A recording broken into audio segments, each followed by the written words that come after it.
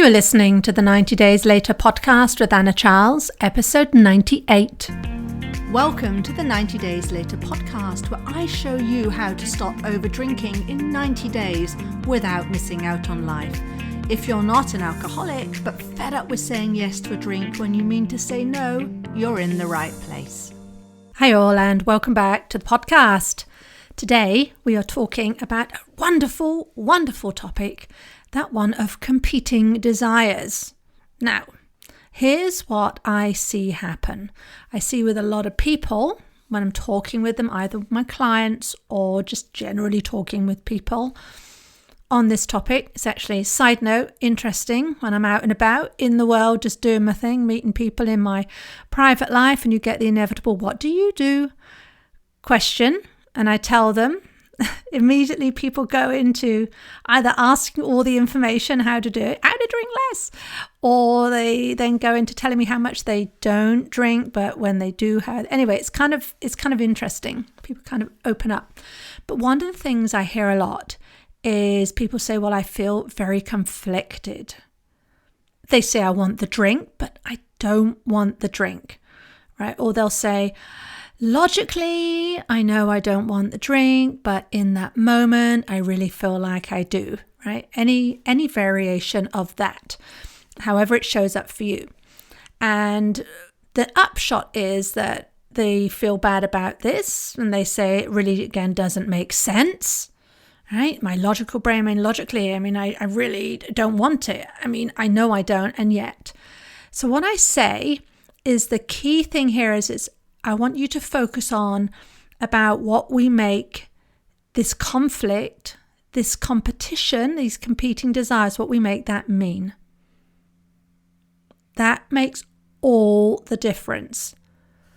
And to illustrate it, I think it often helps if we just step out of the realm of alcohol into a completely different subject. So I'm going to talk about carrot cake. I love carrot cakes, one of my favorites. And let's say we go out to a cafe and I order it and I have one piece of carrot cake. Perfect. And then let's say one of my sons, we've ordered for him and they don't want their slice. And they say, go on, mum, you have it. You like it. I'll give it to you. Have another one. Now, in that moment, I may well feel conflicted. I would want the cake, right? And I wouldn't want to waste it very much. Don't want to waste that. But also I wouldn't want the cake because after eating it, I knew I'd feel too full, and because I'd know that logically it isn't the best thing for me. There's mounds of carrot cake. It's going to be lots more in the world. I don't need to eat this second slice now. It's the same with how you might think about the wine, right? I certainly completely remember this. You could make it the similar situation where you'd had a glass and then your friend maybe buys you one even when you'd not said no, and it's sitting there, or maybe they say, look, I ordered by mistake, or maybe even the restaurant gifts you, the bar gifts you a glass of wine. Look, this is the last glass in the bottle. We're closing up. We're not going to sell it tonight. Have it. It's on the house, right? And then maybe you'd think, well, I need to drink the wine because I don't want to waste it. But also then you wouldn't want the wine because you'd feel you'd had too much, or maybe if it wasn't on your plan. And, logically you'd think it wasn't best for you, right? So we can have same kind of scenario, same kind of circumstance. We're going to have it with carrot cake, and we're going to have it with the wine. And, choose whatever you want for the other scenario. But I want you to see that what we make it mean can put an entirely different spin on it. So back to me and the carrot cake, if I'm sitting there thinking, oh, should I have it? Shouldn't I? Am I going to have it? I might think, here you go again, Anna. All right, we're just gonna move right along here. Maybe we're going to box up the cake. Maybe we're going to leave it. But whatever I do, I will not be sitting there having this whole story about how I'm useless, how I'm never going to change. Why are you thinking this way again? None of this makes sense. You've had the cake and now you still want the another piece. You're such an idiot. Here I go again. I wouldn't have any of that. But back in the day, I'd have gone full judgment mode on the wine. Why are you feeling so conflicted, Anna? It's just a glass of wine. You know it's not what you want. Why are you doing this again? Why are you saying yes to it? You don't need to drink it. It's just there. You can waste it. Why will you never learn? Right? Similar kind of scenario. But my thoughts about the wine and what I was choosing to make it mean about me in that particular instant in time were radically different to then what I might make the carrot cake scenario mean. When it came to the wine, I'd been making myself wrong. I'd be in full-on judgment mode. Because what I want to stress here is that our thoughts might be under the surface, right? We might not be knowing that we're thinking in a particular way about the wine, but oh my golly, our judgment is not shy. Our judgment, our self-judgment will not be under the surface, right? That's why our brains will leap to here you go again. Never going to change, right? Even though we're not really understanding that we've got thoughts that have led us to the point where we're feeling a bit, am I going to have the wine or not? So I wanted to start with that, right? It's what we make it mean. It's what we make it mean, and it's specifically around alcohol. We can go into full shame mode. Now, there is no problem with feeling conflicted. I want to start with that. I want you to sit with that. There's no problem feeling conflicted.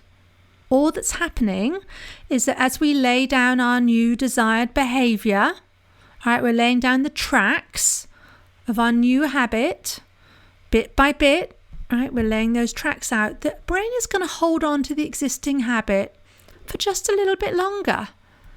If you've been drinking for 30 years and you decide, I'm just going to go alcohol free, I'm just going to drink one glass of wine, that's a bit of a change for the brain. It's going to take some time to lay down the new track for the new habit.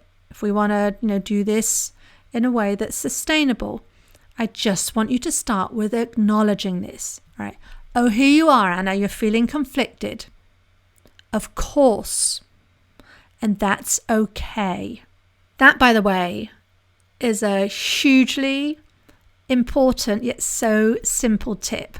Putting "and that's okay" on the end of new thoughts and anything we might be thinking about ourselves can really help bring down the drama and the emotion. Right? Here you go. You're feeling conflicted, and that's okay.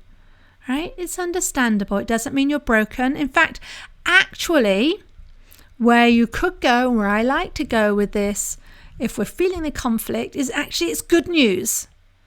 Why? Because you're aware of it. You're seeing the conflict there. Previously, if you hadn't been listening to the podcast, hadn't been actively doing the work to transform your relationship with alcohol, you wouldn't even have been aware of how you were feeling. Right? Usually in the past, so before I really got serious about this, I might have felt conflicted for all of a nanosecond before I just fell in line and had the drink. Are you sure you want to do this? Go on, it's there. Boom. All right, reward loop closed. And I'm back off to the races again down the old habit. So I want you to see that just being aware of the conflict shows how far you have come. You're seeing the conflict because you're starting to notice your triggers. You're starting to actually see them. They're not just the norm. They're not just things you kind of just gloss over anymore. They're right there in sharp focus or becoming into sharper focus in your mind. So that's a big learning. Right? Think about what you're making any conflict mean about you. It need mean nothing about you. It certainly doesn't mean that you're ever going to figure this out, but it also could be a hint, a sign, a clue that you are changing the landscape of how you see your life and the role in which alcohol plays. So if you do, or when rather, you find yourself at this juncture of competing desires, you're really sitting there full on, I want it, but I don't want it. You want to drink the wine, but you just want to have an alcohol-free night at home under your belt. What I want you to do is I want you to pause. Now, pausing is a really top tip, actually. It slows things down. All right, so I just want you to pause, and then I want you to look at the competing desires. I want you to put them into words. What are they? And what I'm going to do here is I'm going to show you what I mean by that. because I want you to see the way that always has helped me when I think about these competing desires is I see them as like two roads. One of them is a motorway, right? It's a highway. It's a really well-maintained road. And the other is what we're going to call in the UK is a sea road. Yes, we do have sea roads. Where I grew up, we have a lot of them. This road that you're faced with this beautiful highway, motorway that's got, 3, 4, 5 lanes, beautiful tarmac, lights, the road markings are clear. There's all the emergency pull-off areas, right? There's no stones or anything on the road. You're not going to get a chipped windscreen or anything. It's beautiful. But the sea road is narrower. It might be even just a single track with passing places. As I said, there are loads of these where I grew up. Tiny, narrow, twisty roads. Within the summer, you get high grass growing on the verges, so you have no idea if there's another car or a van or a lorry coming the other way. Right, so you're going to have to drive even more cautiously. You have to think about, really concentrate on the driving more. Whereas on the highway, while you do still need to concentrate, yes, don't take our brains out when we're driving. The conditions, the circumstances, the environment is easier. No potholes, 2, 3, 4, 5, 6 lanes. There's a good road markings, like I say. And it just feels like the highway feels like something you're just more used to. So I want you to consider the two choices facing your brain are like that, right? Do I have the drink or do I not have the drink? Having the wine is the equivalent to herring off down the highway. It's very familiar. It's a decision you've used and taken many times. It's a really well-maintained decision. It's a decision you actually like to, right? I mean, that's why you've got the desire. We don't want to start saying this is a bad thing that we're having this desire. That's why we want to take that road. This is the route that your primitive brain, the bit of you that is pleasure-seeking, it's a pleasure-seeking machine, seeks out rewards. That is the path that you're used to taking. It's the habit that you've used to be running really efficiently. And because of the reward of the alcohol, the habit that route is, right? That's your habit route. Your brain is going to quite happily continue to take you along that. It is not going to want to change it. I want you to always remember that our brains are reward-seeking missiles. Side note, you can see this, and this will show up in other ways in your life, right? Not anything to do with alcohol here. Maybe if you're working through the day, you'll see this take over. Maybe you've got to write a report, right? You're faced with writing a report, or you're faced with just checking your email to see how many little things you can clear out of your inbox, right? You're going to get that feeling of reward in crossing off the emails, doing the quick replies, and it's going to take a lot more effort to get the reward of having the report done. It's the same thing, right? Our brain wants to go for the reward and the stuff that feels good, right? So that's being on that super highway thought. That's the drinking wine thought. Now let's go back to that sea road I talked about. Maybe it's shorter than the highway. I mean, it's a more direct route to where you're going, but you're not going to look forward to it because there's all those twists and turns. And even though the motorway is longer, you actually usually choose it, right? So you really don't want to go down the little country road. Your brain is going to need to concentrate more. You don't want to do this, right? It takes literally more brain power. And where's the reward in that effort? That's what your brain is asking. This is where you're going to decide in advance with your human brain, your prefrontal cortex. You're going to say, well, it's what we're doing. You don't want to be afraid of the country road, of the lesser worn road. You know that the more you drive it, the more accustomed you're going to become to it, right? So those are two competing desires. You like the idea of the shorter route, but you don't like the discomfort it's going to bring in the immediate term. You'll get to your destination sooner, you'll use less petrol, overall less wear and tear on the car, but it's going to take a lot more concentration. So on a similar vein, it's, in the evening, it's time to drink. It's your habit to drink. You don't like that feeling of restlessness that you're going to be feeling in the short term, right? When you would typically say yes to the wine to get the calmness that you crave, right? You don't want that immediate discomfort.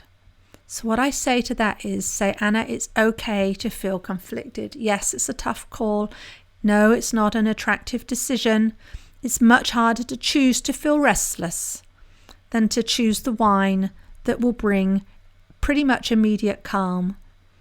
But the more you choose the restlessness, the more you will see it is nothing to be afraid of. You really will see it's not that bad.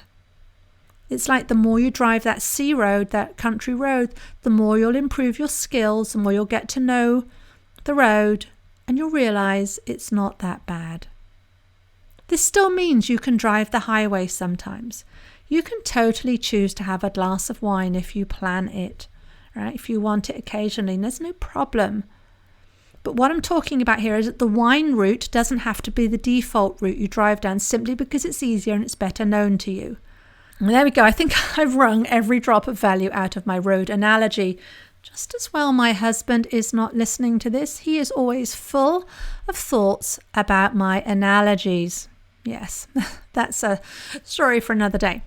Okay, so now I want to talk about the desires element when we talk about competing desires. Right, so I've talked about the competing piece. Now we're going to talk about the desires. Desire, my friends, is a wonderful thing. It's a wonderful feeling. Desire is what motivates us. Desire is what gets us out of bed in the morning. What I find so often with my clients is that when we can just allow the desire for the alcohol to be there and to accept it, and if you want to moderate, right, if you're listening to this and you want to keep alcohol in your life, you are going to be keeping levels of desire for it in your brain. That is a given. So you're going to use ways to manage that desire.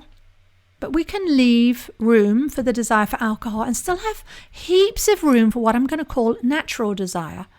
This is the desire that you make for you in your brain from your thoughts. For instance, let's say you have a strong desire to see yourself as someone who can moderate.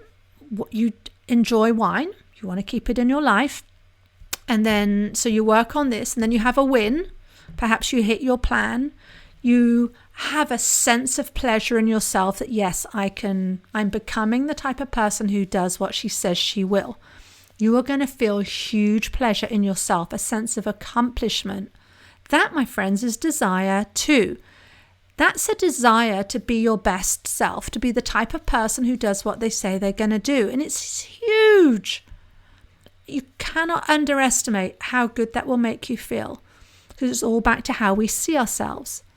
Now, I've spoken often on the podcast about how I felt changing my drinking was such a miracle, right? That I wanted to help others do this. I never predicted becoming a coach, but now it's so sweet to see that the time I would have spent drinking and thinking about drinking in the evenings, I'm actually spent taking all that time putting it into my business. I'm taking all of that learning and teaching people how to think differently. Right? It feels like I've closed the circle on my desire in a totally different way. If you're repeatedly willing to drive down that sea road, back to that again, right, to deal with the discomfort, to improve your skills, you are going to start to feel really proud of yourself. You're making the hard choice. You know there's an easy choice, but you are choosing the hard choice, not because you have to, but because you're choosing to. And then it sort of really moves into how you see yourself. You start to trust yourself. You start to improve your confidence in yourself. You grow the desire to see that version of you show up more frequently in your life. Yay, look at me. I'm going down this single track road without fear because I know I can do it. And this all starts with not making competing desires a problem. I actually see this at the moment in another light, right? My business is growing and I'm needing to become more focused on how I spend my time. I have a very clear hierarchy with my clients at the top, closely followed by doing work like this podcast so I can go out and help as many people as possible. And even if you are never going to pay me £1, you're giving me your time right now and listening to this. And it is my goal, the way I work, is to give you as much value as possible. So those are the most important elements for me. But with my business, right, there are dozens of other little and not so little things that crop up. And then there's this competing desire to do what's important or to do what's quick. So right now I'm doing a time audit. I'm looking at how I spend every 15 minutes of my life. Yep, I'm doing this 24 hours at a time. And one of the most illuminating things I've learned is that I see how my desire waxes and wanes throughout the day. And that's okay. I'm not making it a problem that in the afternoon I don't feel like, doing any sort of heavy content type stuff, right? Instead, what I'm using, I'm taking that information to construct my time that best suits those feelings, because when it stops being a battle, it feels easier, simpler, and more calm. I know my brain is built to seek pleasure, to avoid pain, and to do both of these things as efficiently as possible. I know my brain is going to want me to read a book rather than write an email at certain times, and that's okay. I can let it want those things and still decide to write the email without making anything bad about myself, right? Oh, here you go again, wanting to read the book rather than not write the email. Just like with your competing desires to drink or not drink the moment 6 o'clock comes around.